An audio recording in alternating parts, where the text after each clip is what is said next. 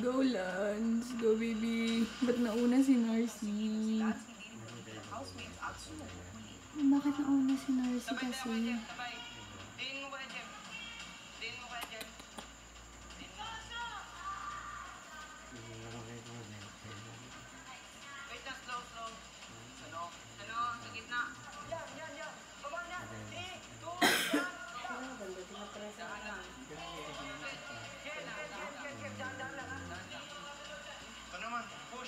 Push mo. Parang nagan. Push. Push. Laban, push. Wait lang. Kung diretso yung ano. Yan. Tama, push. 1, 2, 3, release. Sorry. Push, please. Guys, dahan push. Ay, atakan nila tulong. Tulong ako yung pagkakas. Push mo. Diretso. Go, guys.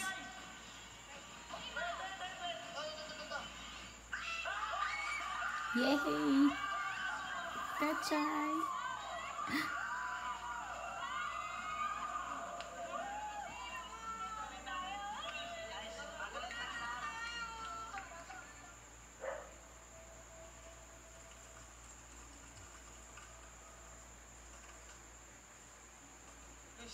Picture mo naman ano.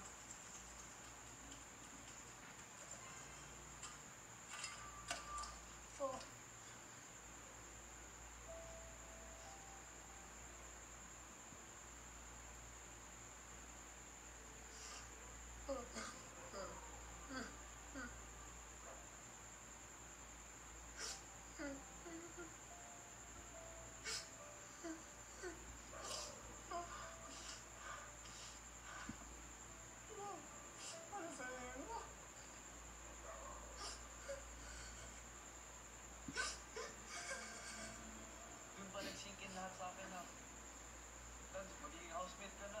Parang ano na rin po dumating sa isip ko yung parents ko. Sobrang tuwa po nila sa akin ngayon. Sobrang proud po talaga nila sa akin. Hindi po talaga ako susuko kasi pangarap ko po talaga yun. Kahit gano'n pa kapagod, laban lang po pa rin.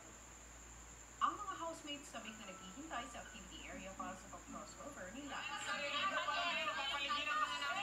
Maya-maya pa ang gate sa garden area.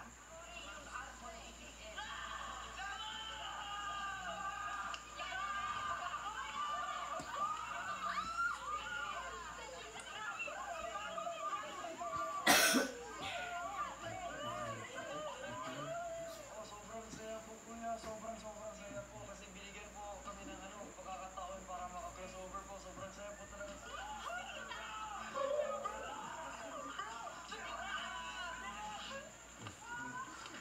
Iron din. Talagang saya na parang body pump. Lalo!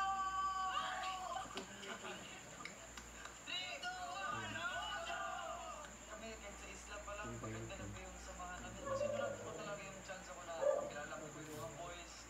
Even the girls ko rin, sana makilala ko rin po sila. Yun, parang gusto ko magkanya kami lahat dito po kuya. Hindi, wala. Ano yan? Wala. Kay Huyo. Lance. Kanina ka pa nila Si Angela po kuya, kakilala po kami pero yun po, medyo kagandaan po kay Angela kuya, tahimik lang, awkward lang ang pagkakit. Pakilala ka naman kay Ashley. Tsaka na,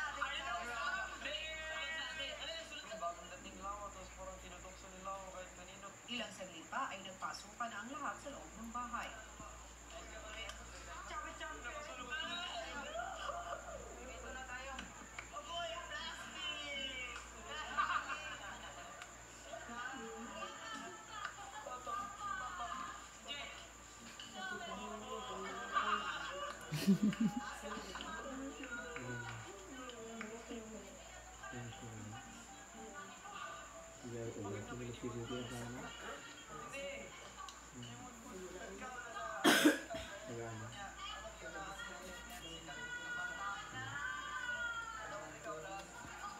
Matagumpay ang nakapag-crossover ang lahat ng Star Dreamers sa tuluyan ng naging official team housemate. At sa panibagong kaganapang ito, ano-ano nga kaya ang naghihintay sa kanilang pananatili sa loob ng bahay, lalo pa ngayon Hello Philippines and hello world! Sunod-sunod nga mga malalaking pagbabago sa loob ng bahay pero ang tanong ay paano nga ba maapektuhan ng mga ito ang samahan ng mga housemates lalo pa nga at ang ilan sa kanila ay tila malalim na ang pinagsamahan. Ang iba pa mga kwento, narito panoorin nating lahat. Sa living room, nagkaroon ng oras makapag-usap ang mga boys. Meron konti.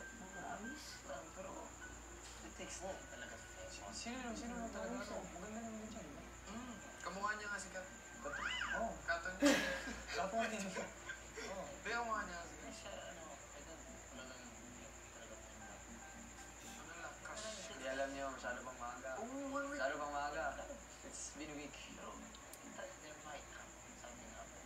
Kung wala, okay lang. Because Kaya pala. Yung tanggol, ikaw yung pangalima. Yun po. Pero tanggol parang may limang tao involved po. Si MJ, si Ashley, Angela, ako. Naisabihan ako. Di ba may weekly task kami? Tapos na hindi pa. Tapos na. Tapos na.